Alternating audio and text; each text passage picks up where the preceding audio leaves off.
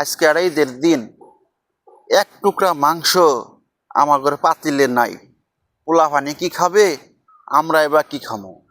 অথচ আমার দাদা আসিল না, আমার দাদা 11 ফুট উঁচা আসিল। 11 ফুট উঁচা মানুষ গরুর নিজ দায়টা যাইতো, তাহলে কত বড় গরু আসিল বুঝতে পারছো? ওই রকম 50-60টা গরু ঈদের মধ্যে কুরবানি করতো।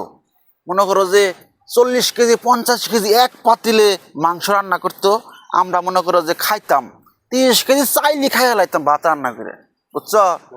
আর মনে করো যে এখনকার মনে করো যে মানুষজন কি কুরবানি দেয় কিছু বুঝি না।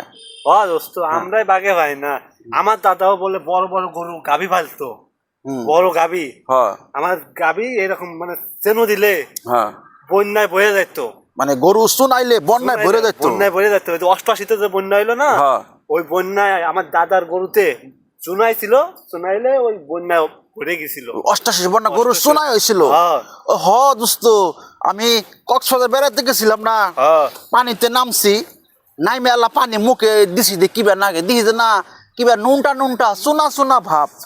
পরে এক মুরব্বীরে জিগাইলাম যে আচ্ছা কাকা এই গরুর চুনার মতো লাগে পানি? ওই কইও না, এক লোকের একটা গরু আসছিল, গরু চুনাইছে, চুনাই 88 বন্যা হয়েছিল ওই বছরে গরুর চুনাই। এই চুনার পানি না কক্সবাজারের ওই সমুদ্রের মধ্যে না এখন জৈম হয়েছে। দোস্ত ওই গরু 88 যে বন্যা হয়েছিল ওইটা আমার দাদার গরু ছিল। দাদার গরু ছিল না? বিশাল ব্যাপার সেপার, কত বড় বড় গরু। আসলে কি কম দোস্ত। কিরে চাপা মাত্রা না বই চাপা মারতেছ?